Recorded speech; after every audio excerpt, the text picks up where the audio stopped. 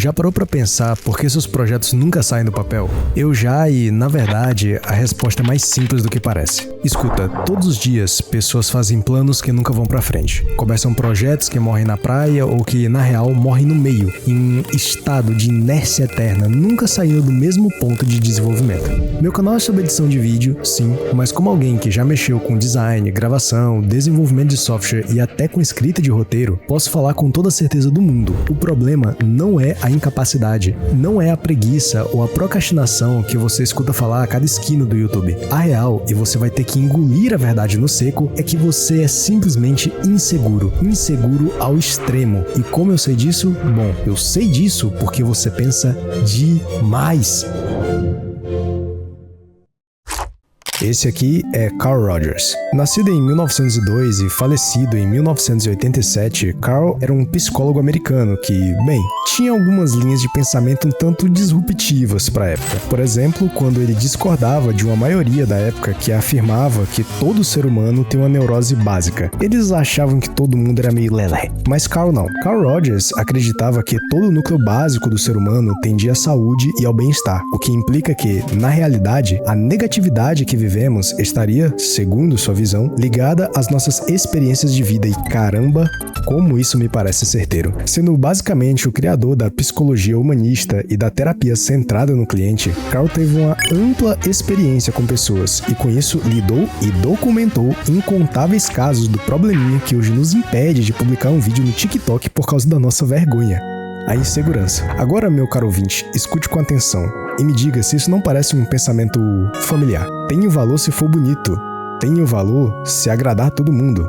Tem o valor se nunca errar. Segundo os estudos de Carl, a insegurança é, principalmente, a condição resultante de quando o indivíduo cria sua personalidade baseada em aprovação externa, o que nós sabemos bem que é algo extremamente comum na sociedade contemporânea. Afinal, desde crianças, somos condicionados a crescer precisando de aprovação. Aprovação dos pais, aprovação dos professores e colegas na escola, aprovação dos chefes no mercado de trabalho e até mesmo aprovação do presidente na merda do INSS. Críticas constantes, amor condicionado, comparação, um ambiente educacional rígido e uma pitada do elemento X. Todos esses detalhes na vida de uma pessoa no fim se unem no incrível mix das meninas superpoderosas da psicologia humana, o chamado perfeccionismo. Cacete, que metáfora ruim da desgraça. E pasmem, o perfeccionismo é o maior, em alguns casos o único, causador da insegurança no nosso dia a dia. Deixando a psicologia e as palavras mais rebuscadas de lado e focando no nosso dia a dia, a insegurança tá em tudo, cara. Principalmente nos nossos projetos pessoais que criamos com o intuito de irem a público.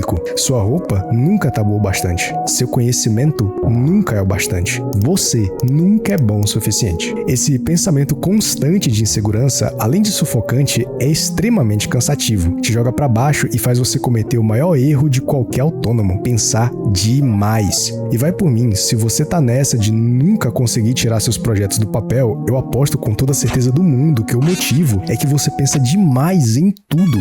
Falando da edição de vídeo, você sempre quer o melhor. Quer o melhor pack de edição, o melhor efeito sonoro, quer criar a melhor animação, quer mudar a estética. Caramba, você é tão inseguro da sua capacidade como editor que mesmo com um projeto praticamente pronto, você ainda sente uma necessidade inexplicável, quase mitológica, de jogar tudo fora e começar do zero, porque acha que consegue fazer melhor. E eu sei disso porque, bom, eu vivo isso também. Pra falar a verdade, o principal motivo de eu escrever esse roteiro é que eu senti que precisava falar sobre, pra mim mesmo e até pra alguns amigos, como o Gabs.mov, que simplesmente criou um dos vídeos mais bem editados que eu já vi no YouTube brasileiro a respeito do cinema nacional, e um dia antes de postar, tava considerando mudar toda a estética das redes sociais. Ou Galão Futebol, que nome genial, que depois de passar cerca de 20 minutos me mostrando uma baita composição incrível com motion em câmera 3D no After Effects, falou em alto e bom tom: cara, eu não sei se eu tô preparado pra editar um vídeo. Irmão, vocês pensam demais. E claro, eu tô falando sobre edição, mas entendem como esse excesso de pensamentos afetam todas as áreas da sua vida? Você pensa demais no que estudar, nos seus hobbies, em como fazer tudo da melhor forma. Você pensa tanto que suas maiores ideias, seus maiores projetos, seus maiores feitos nunca saem do campo das ideias, nunca vêm à luz do dia, e quando vêm, morrem na praia, só porque você você não confia o suficiente em si para executar algo que você claramente tem a capacidade técnica e criativa de executar. Você fica preso num loop, faz algo e apaga para fazer melhor. Faz algo, apaga para fazer melhor. Dá para ver que isso não é uma forma saudável de executar seus objetivos. Eu acho que o rapaz falando ininterruptamente de fundo deixa isso bem claro e, pelo amor de Deus, cara, cala a boca. Pô, foi mal aí, ô babaca. Então, se tem uma dica que eu posso te dar em relação à edição de vídeo e, na real, em relação a qualquer coisa que você queira fazer, é a seguinte: não pense tanto no que você tá fazendo, principalmente se você for iniciante. Olha, se cobrar é bom.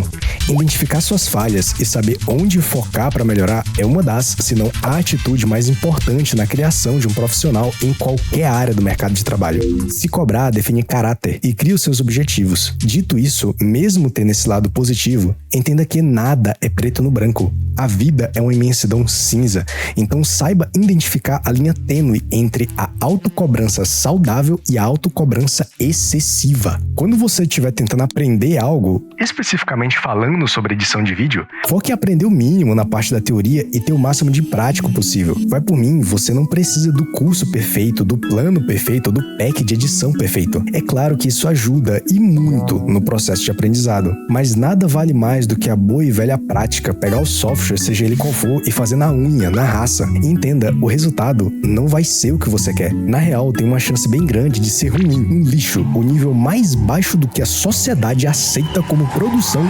audiovisual. E tá tudo bem. Como eu disse no meu último vídeo, que por acaso também é um lixo, errar faz parte do lento processo de aprendizado. Então se cobre, sim, mas também se aceite como uma pessoa inexperiente. E eu não digo se aceitar como uma desculpa para ficar sempre onde você está, e sim como uma motivação para melhorar cada vez mais naquilo que você quer fazer. Pare de pensar tanto, pare de achar que todo mundo vai te julgar por lançar um vídeo mais ou menos. Isso se realmente for um vídeo mais ou menos.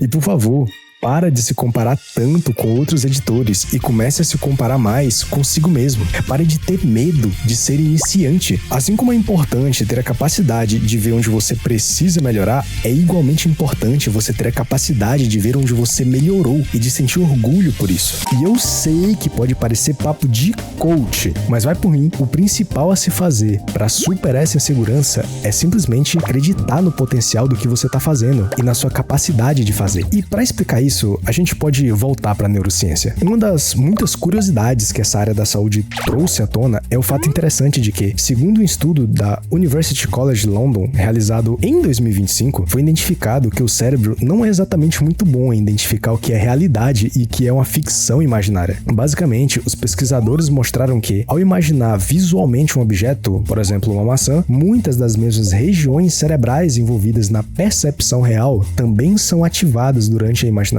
E quando a imaginação é intensa, essas regiões ficam suficientemente ativas a ponto de a pessoa às vezes confundir a imaginação com percepção real desse objeto. E pasmem, isso também vale para as emoções. O motivo disso acontecer é que a imaginação pode ser considerada uma forma de simulação perceptiva pelo cérebro. Ela recruta os mesmos circuitos sensoriais usados na percepção real. Afinal, as imagens mentais dependem de representações internas, que são processadas de forma semelhante às experiências externas. Ou seja, não é uma metáfora de coach dizer que o cérebro trata a imaginação como se fosse real. Há evidências diretas de que muito do processamento neural é compartilhado entre a imaginação e a percepção real. Pensar demais afeta diretamente o seu cérebro, sua confiança e até a sua personalidade. E claro, temos muitas provas disso no dia a dia. Pensar demais em algo vergonhoso ativa áreas do cérebro ligadas à dor social, a famosa vergonha alheia ou cringe. Pensar demais em perigos ativa as áreas ligadas ao medo e, claro, imaginar sucesso ativa o sistema de recompensa, aquele papo de dopamina que tu escuta falar por aí. É por isso que você se sente curado quando toma remédios placebo, ou se sente doente segundos depois de lamber um corrimão, mesmo não tendo dado tempo do vírus mortal presente no metrô de São Paulo se espalhar pelo seu corpo. Esse exemplo foi horrível. Enfim, a emoção vem muito antes da razão, então cuidado com o tipo de emoção que você cultiva durante as horas pensando sem parar em tudo que você tá fazendo, cara. Pensa positivo e não desiste só porque você acha que não é bom o bastante. Olha, a insegurança sempre vai existir, mas é você quem decide como lidar com ela.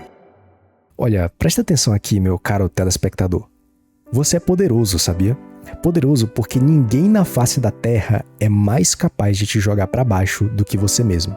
Afinal, ninguém te conhece tão bem quanto você mesmo. Dito isso, talvez seja interessante se perguntar: quem diabos é você? Eu digo isso porque, quando você se cercar de editores profissionais, e vai por mim, um dia você vai fazer isso, a maioria vai te motivar, enquanto você ativamente se desmotiva. Pessoas que já chegaram onde você quer estar sabem seu potencial, mas você prefere dar moral para você mesmo e para os seus pensamentos pessimistas. Pense o seguinte: você não chegou nem perto de atingir seus objetivos.